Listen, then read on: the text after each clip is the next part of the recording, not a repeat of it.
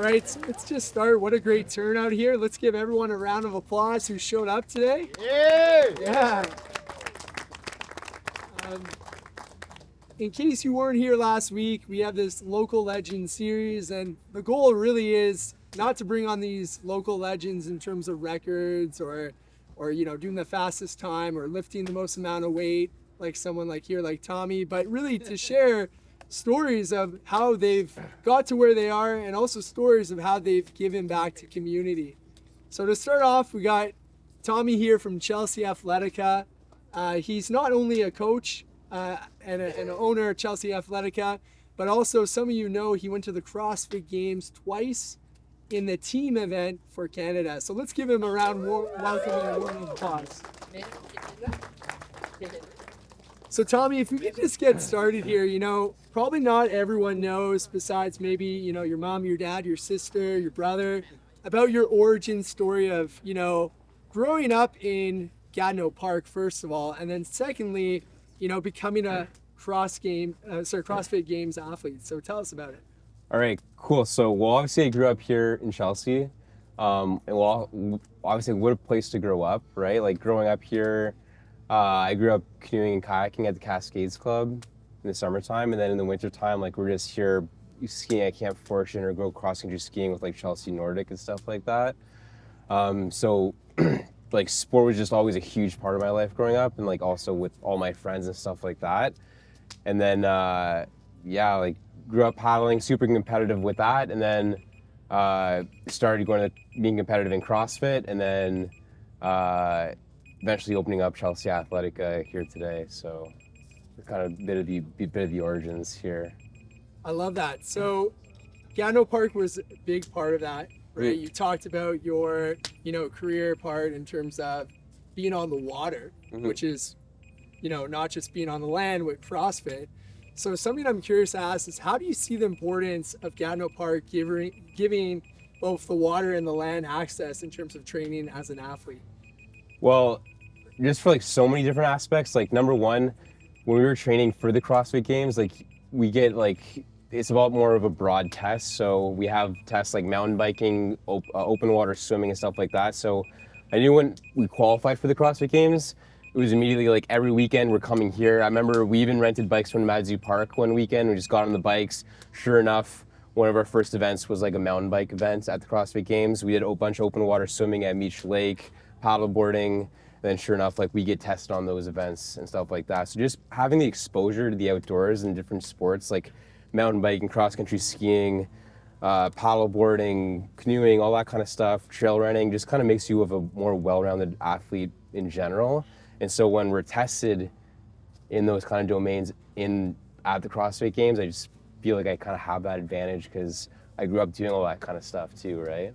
Right, yeah. So it gave you that competitive advantage in terms of being a versatile athlete, right? Having exposure where you can't just be good at one thing in terms of lifting, you can't just be good at swimming, you have to have that, different aspects of the sport of CrossFit. And so something I'm curious to ask from there is, cross training is really important, and we have a lot of people out in the crowd here that love to trail run, for example, for today. Yeah. And trail running is great for our cardio, right? And our endurance. But there's other aspects of being an athlete, right? You have to have muscular strength. You have to have agility. You have to have a lot of aspects. So how do you see cross training and CrossFit benefiting not only a CrossFitter, but the average everyday person?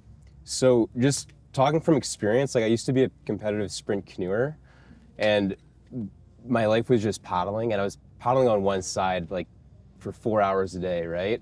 And doing that like over and over again, just that repetitiveness motion again, like my shoulders were basically turning into like this like permanently. And so when I started doing like CrossFit and cross training, ironically it was at Heritage College where you're teaching now, all of a sudden like I was using these different muscles and different ranges of motions that I'd never used before.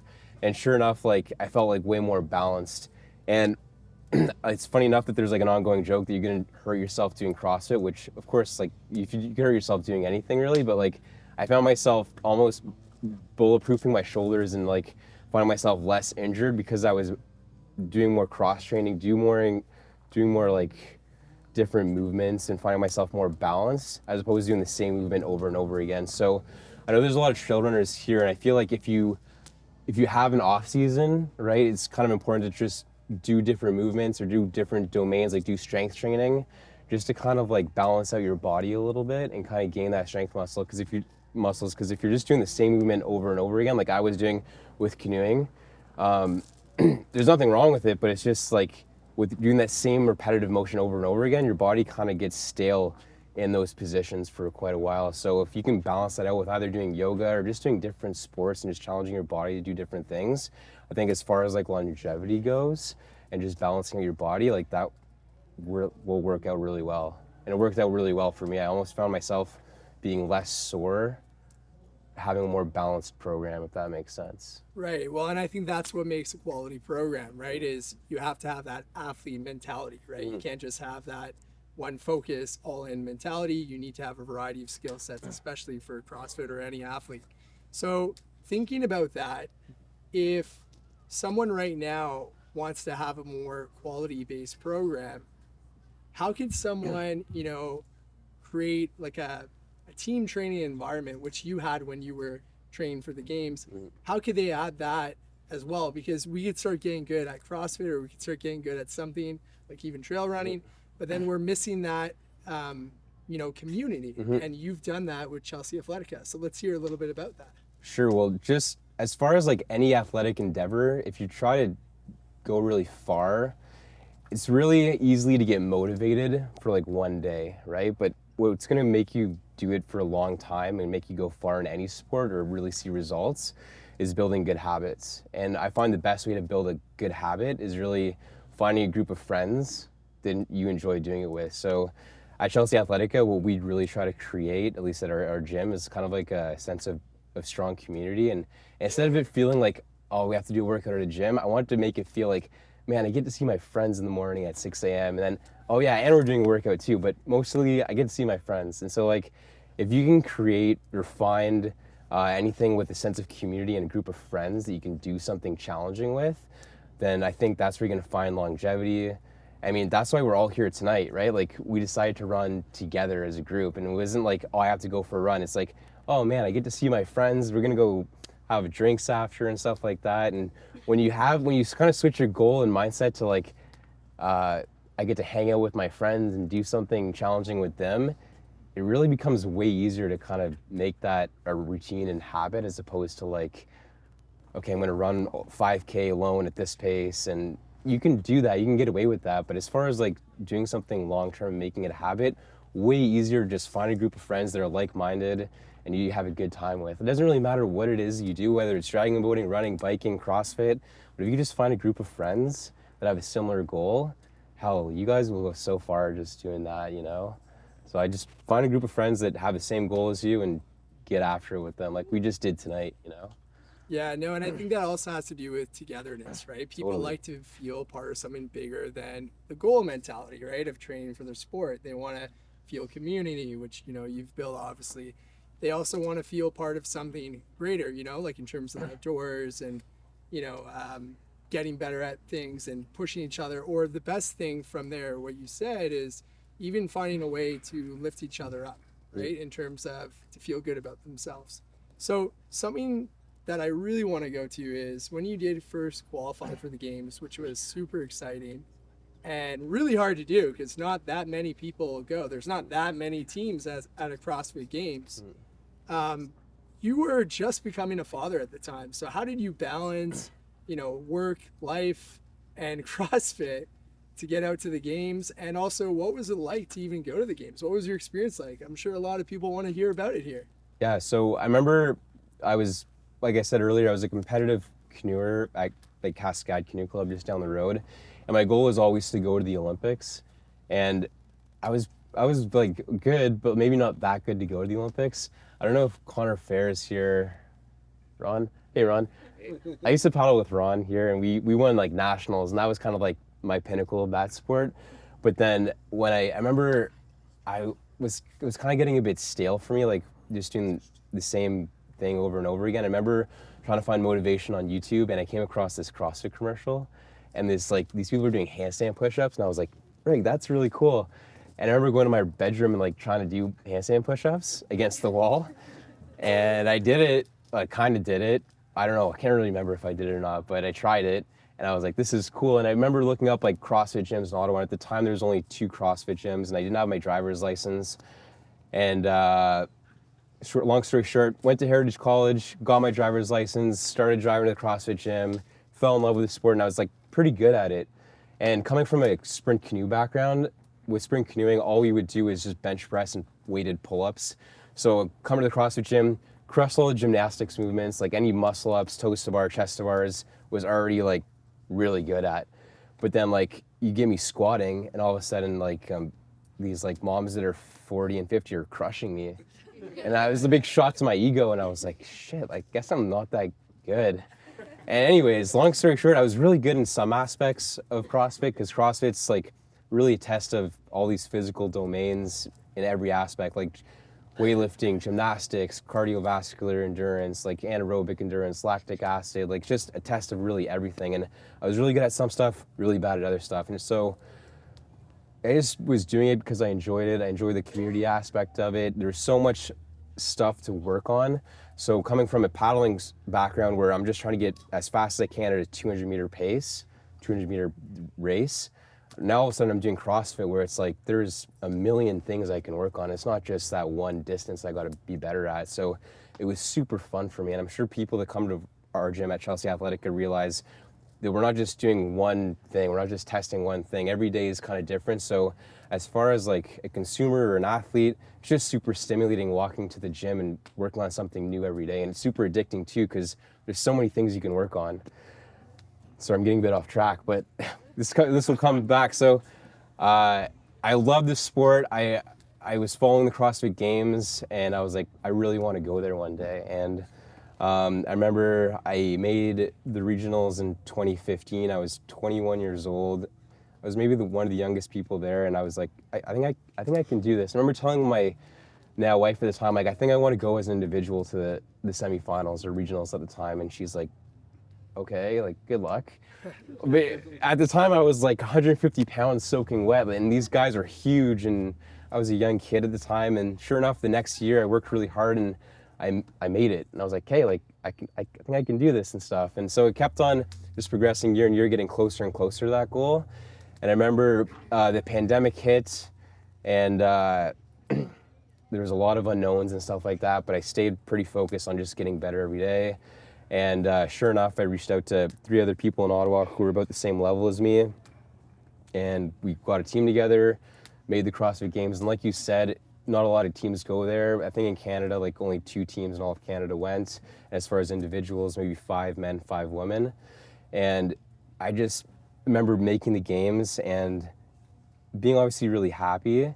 But when you show up to the games, you're an athlete, you're competitive, you kind of get caught up in like just the weekend and the leaderboard and stuff like that. But I know we're checking the leaderboard and stuff, but I always had these moments while I was at the games being like, imagine telling Tommy at 10 years ago that he'd be here, like how stoked he'd be. Like imagine telling like 19-year-old Tommy when he started this, like that you'd make the games one day, how happy you'd be. So I think that's kind of important no matter what you do or whatever sport you do. Once you make that goal, just to kind of take a second, just take a step back and tell yourself, like when you started this, like how stoked would yourself be right now? And so even during the competition, whether it was the ups or downs, I remember like just taking a second, looking at like the person on the right of me, like, holy shit, like Rich Froning's warming up right beside me. Like, how cool is that, you know? Sorry, Rich Froning is like the Wayne Gretzky of CrossFit. So there's just a moment there at the CrossFit Games where I was like, damn, this is really cool. It doesn't matter what happens. It's cool that I made it here. And like just thinking about all the support that my family and my wife gave and stuff like that was awesome. So, Right. yeah. Well, that's awesome. And I think, was there ever a moment when you were at the games, you're like, well, I'm from Chelsea. I'm from this small little town village. Like, did that ever come up? It wasn't more so like a small town, now I'm here. It was more like, fuck yeah, I'm from Chelsea. Like, I can ball out here. I'm a Chelsea guy. Like, I remember when the second time I went, there was a kayaking event, and I'm like, these guys don't know how to kayak like I know how to kayak. Like, I'm gonna crush this thing. Or I remember we had a mountain bike event. I'm like, these guys didn't rent bikes from Nomades du Parc. Like I was riding the Gatineau Park last week. Like I'm gonna ball out with this. Like, so if anything, it just gave me a lot of confidence because, like we said earlier, like we just get exposed to so much stuff here, and we have such easy access to so many different sports and stuff like that here that, I mean, yeah, like it was, if anything, it was a confidence boost. For sure, yeah, you were really proud of where you were from. But something that I'm curious to ask is, you know, in terms of the good, the bad, and the ugly of being an athlete and getting to that level, like people don't just want to hear about, you know, you getting to the games. They also want to hear about the hardships of maybe where you got an injury and that was maybe really hard to overcome. So what was the good, the bad, and the ugly from your career that you want to share with people here from what they can learn? You should ask my wife about that because she probably deals with most of the good, the bad, and the ugly. But like, as far as injuries goes, there's always ups and downs. But I had a lot of support from my family and my wife and stuff. Like she's always been super supportive. As far as injuries go, I found I always got hurt after coming back from vacation for some reason. Not for some reason, I know why, because on vacation I was doing this, like I was drinking and just sitting down a lot, and then I'd get home from vacation and be like, hey, time to train for the games, games mode, let's go. And my body's like, dude, what the hell? Like you've been drinking beers for a week, you're not ready for this, you don't know what's going on. And sure enough, like I'd pull a hamstring or I'd pop a rib, but it was anything serious like that. But I remember obviously you get injured, it's part of it, but I never had any like big injuries leading up to the games or anything like that. But if anything, the hardest part was more so just like the mental fatigue of competing, you know what I mean? So you have this big goal year round that you're just training for, and it's intense and it's long. It really feels long. And I remember after the games, I just took a full 4 months off of doing nothing, like just not even doing an air squat or burpee, nothing. To the point where I remember my team was getting together the second year round and we're like trying to ramp it up, and I'm like, I think I'm too far gone. Like I haven't done anything in a while. But sure enough, like started training during Christmas time, and I got back to it pretty quickly, and it turned out well. Like I got my fitness back up, it was good. But if anything, it's just the mental fatigue of just doing the same thing over and over again that's the hardest part. So we were just talking about this earlier, but like finding balance is super important. We both have a mutual friend, Pat Vellner, who's a big name in the sport, who will often just drink beers like during training camp. And I don't know if that's just something to say about like finding balance, but like if anything, to find mental balance when you're competing at a high level is probably pretty important. And I tried to find that during my time going to the CrossFit Games. I know Pat Vellner did too, so yeah. Yeah, well, I think too much of anything, right? Too much training, too much drinking, right? Too much eating, right? Like too much of anything, right, is just not helpful, right? So something I'm curious to go to, I want to switch gears here because we heard a lot about the community of Chelsea Athletica, but I think first and foremost, we got to give a shout out. I think your dad's here and he built it with his bare hands. So where is he? Peter. There he is. Pete. So Pete, shout out to Pete. Now that's a beautiful barn. You know, you can look on social media. Most of you have probably already been there inside and outside. But if we could talk about, sometimes we don't hear, you know, the gritty side of any business. So if we could hear, you know, the origin story of how did, you know, Chelsea Athletica start? And, you know, I heard a rumor at one point there was like a lot of weights in a Subaru, over 800. Like, just tell us more. How did it start, and tell us about it? It's cool that you asked that question, where did it start? Because it literally started 200 meters down the road. Yeah. So I remember like I moved from, I was in Toronto for a bit of a stint and I was working at a CrossFit gym, and I'm like, man, like there's no CrossFit gym in Chelsea, like there needs to be one. Like when I moved back there, I went up to a CrossFit gym when I get back, and I got back here and I was like going to the different like commercial buildings, which there aren't a lot here. I remember literally going to the mechanic buildings and be like, don't take offense to this, but like if you ever close down, let me know, I want to open up a gym here. And they're like, I'm not planning on closing down soon. And I was like, I know, just if you are. Anyways, COVID happened, and I was throwing down literally workouts in my basement with my friends, and my friends loved it and I loved it too. And then COVID hit, we weren't allowed to like get together obviously in indoor spaces, so I bought a bunch of dumbbells, We brought him here to the NCC parking lots, and on Tuesdays and Thursdays, we do workouts with dumbbells and skipping ropes. And like, I'm not sure if you guys are on that run, but if you notice, there's some rocks that are about this high. We literally use those rocks for like box step ups or box jumps, and we would do sprints on that field there and stuff like that. And it was cool because I remember like this was kind of a trial period. I'm like, if we can get people out here paying to do workouts with dumbbells in the cold, in the rain, I know that we'll be able to deal with a real building, you know what I mean? And so sure enough, remember it was October, it was raining, pouring freaking rain, it was cold out. And I showed up in my Subaru with a bunch of dumbbells. I'm like, no one's gonna be here. And sure enough, there was like 15 people. And I'm like, okay, this can work. And there's some people that are here today that were at that workout. Like Jeremy, you came, Esty was here, Nat was here. And it's just like really cool to see like how far we've come from those workouts outside to like the gym that we have now. But so yeah, that's kind of the bit of the origin story. We started out here and then we moved to my garage, which was only supposed to be 2 months, which turned into a year. And now we have this beautiful building just beside Lake Fougere. Thanks, Dad. You're the best. It's such an epic building. Like I've been to CrossFit gyms and gyms literally everywhere. It's my favorite thing to do when I travel is to go to gyms, and I think it's really unique what Dad you built here. When you go there, like it kind of feels like you're in the forest, and so it's kind of like this nice fitness sanctuary. And what we try to do with Chelsea Athletica is really make it feel everybody's welcome there, and just make you feel like, man, you get to meet your neighbors there, get to have new friends, come out for drinks at Nomad after, like just the good vibes, you know? So I'm super happy and super privileged to have the community that we have now. But thank you guys, for those of you guys that have stepped foot in Chelsea Athletica. And also a really big special shout out to my sister Catherine, who is honestly the foundation of it all. Cause like without her, it wouldn't be running, because I have a full-time job with Ottawa Fire. My brother's in Montreal, and really Catherine is like the foundation of that gym. So thank you, Kat. Right.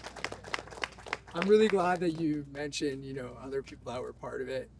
Kat, your brother, your dad, your whole family, your community, right? You can't have a gym without your community. And something I am curious to ask, because I think it is a really important question that really applies to anyone that's in the crowd here, whether they're part of Nomads, Chelsea Athletica. But what is the advice that you would give to someone that is trying to break up with failing fitness? So they try something new, and then shortly after that, they quit. And then now they try something else, and then they quit.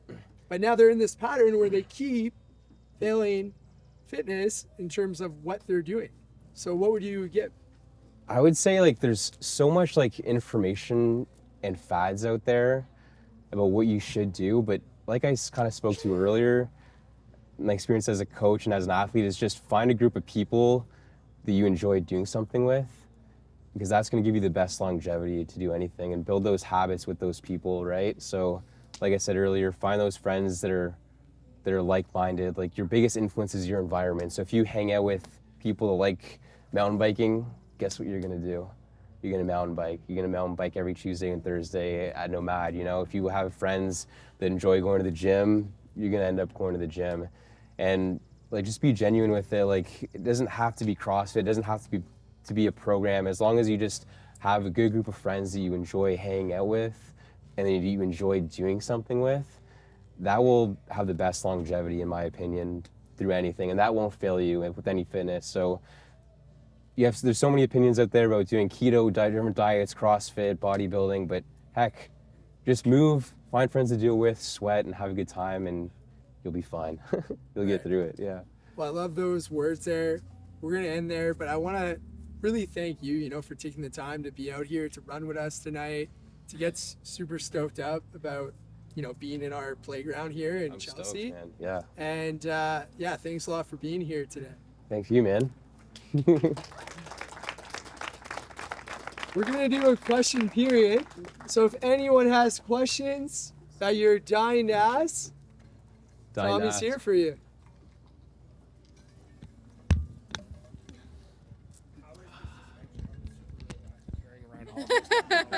That's a good question. I remember pulling up to the parking lot, and I couldn't see the suspension.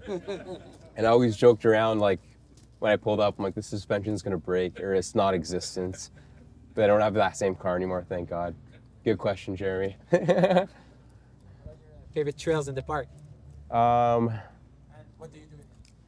Okay, good question. Honestly, like, I grew up here, and I just find, like, there's so many trails I haven't explored yet, and it's so cool. Like, even today, like, going by Le Nordique, just doing that trail, I'm like, how have I lived here my whole life and not known about that trail? Like, that trail is awesome.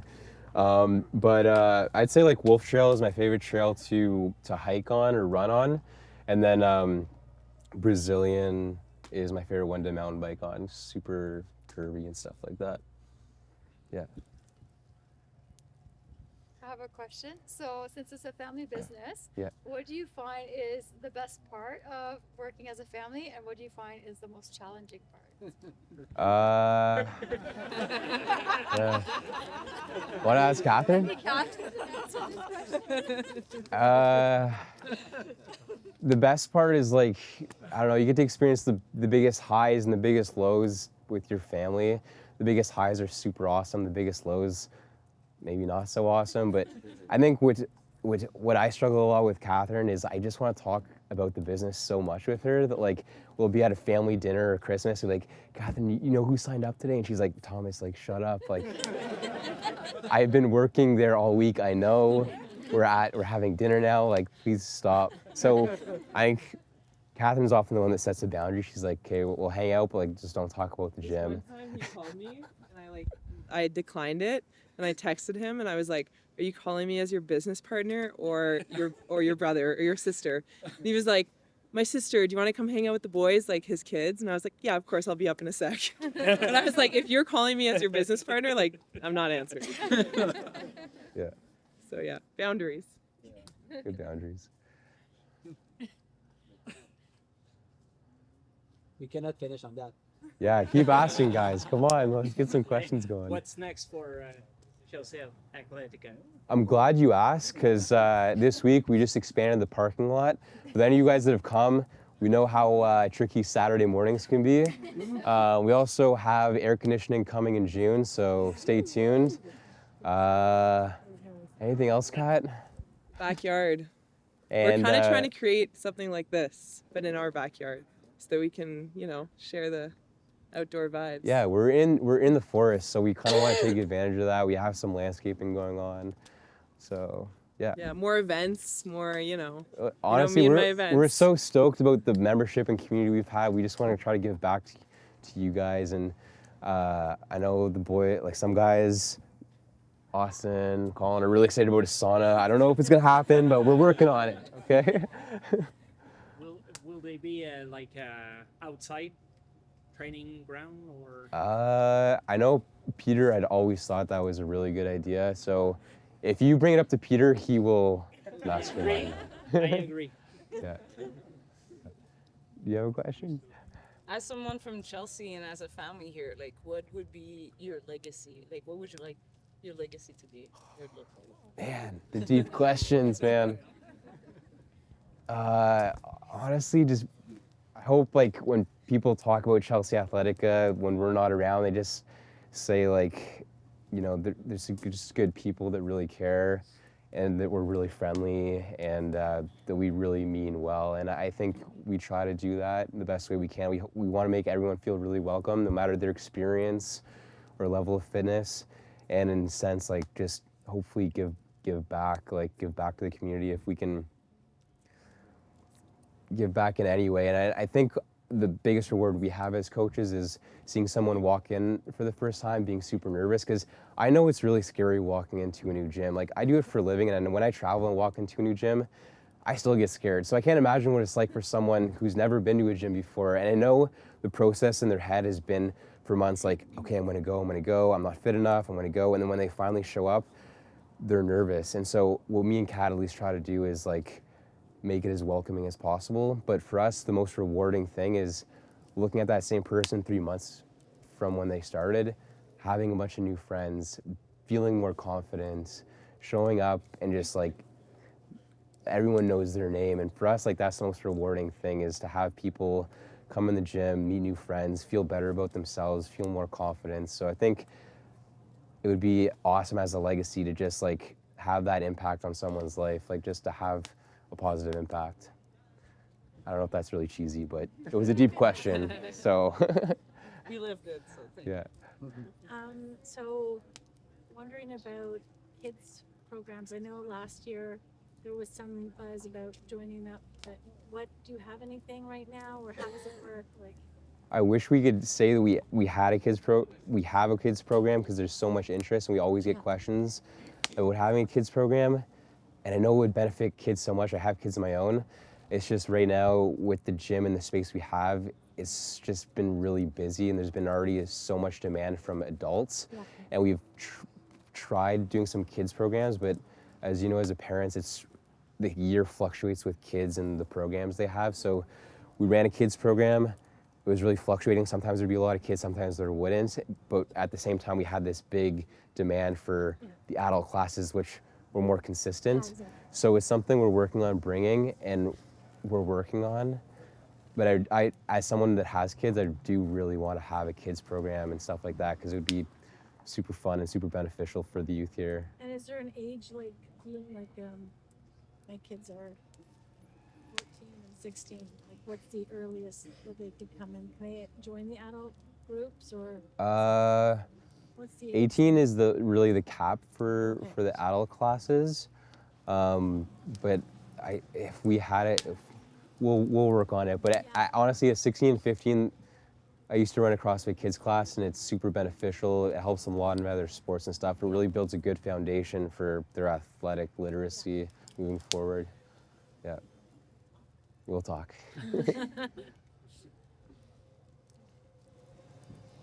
Questions? Any questions from family? No, I've had enough questions from them. You want to coach class tomorrow morning? No.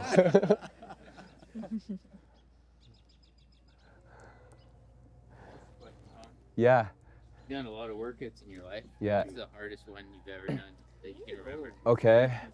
That's a good question, because I feel like, so the question was, what was the hardest workout I've ever done? And I feel like a lot of people assume volume with difficulty. They assume like Murph is the hardest workout you've ever done. In my opinion, it's not. Like, I can do Murph. So Murph is like a 1 mile run, 300 air squats, 200 push-ups, 100 pull-ups, and then another mile run. It will take like 45 minutes. It's a lot of volume, it's a lot of movements.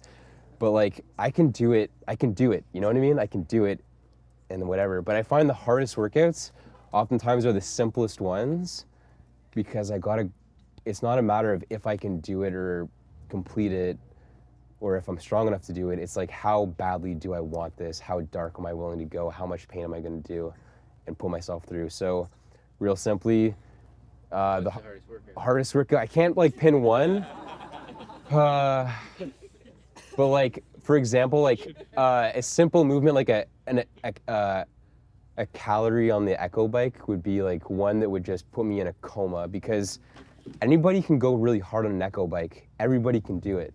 Same thing with burpees or wall ball shots, but it's like, how dark do you want to go? Like, how freaking dark, how bad do you want it?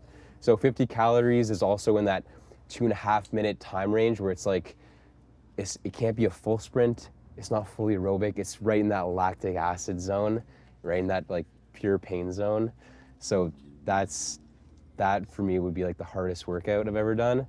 But also any workout where like a big competition's on the line, and it's in that same kind of like lactic threshold, like how badly do I want it? So I remember qualifying for the games, we had like a strength event where it was like a 1 rep max snatch.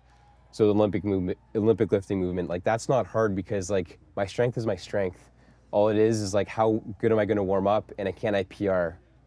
It is what it is. If it's a long distance event, again, it's my aerobic capacity. It doesn't hurt as much, I find. If it's in like that 2.5 minute range with a simple movement, burpees, assault bike, wall balls, hell, that hurts so bad, because everyone can do it. It's just like, how bad do you want it? To answer your question, Ron, I would say 50 calories for time on an assault bike. We'll program that at Chelsea Athletica this week. have a question. Yeah. What was your like best or coolest moment at the games? Best or coolest moment at the games? I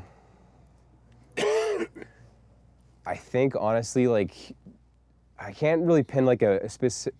We had a couple events where we were like winning, and that was cool because like the cameras are on you and like the announcer's on you, and you kind of know where you're positioned during the workout based on like the crowd like noise, because like you finish something or you hear the team that's ahead like beside you finish something, and the crowd kind of like builds up. But I think the coolest moment wasn't necessarily a workout or any moment during a workout, but it was kind of being like in the warm-up area with these athletes that I kind of grew up like idolizing. I was like trying to stay cool, but like Rich Froning's warming up beside me, or Annie Thor's daughter, just these people who I used to like watch growing up. And so for me, I was like taking a step back, being like, holy shit, be cool, take a moment, that's cool, all right, focus, time to compete. But that was, I think, the coolest moment for me, just being at the games. All right, let's give Tommy a round of applause. Thanks, Ben. Yeah, man, that was fun. Do we go for drinks now? More drinks? Did it hurt?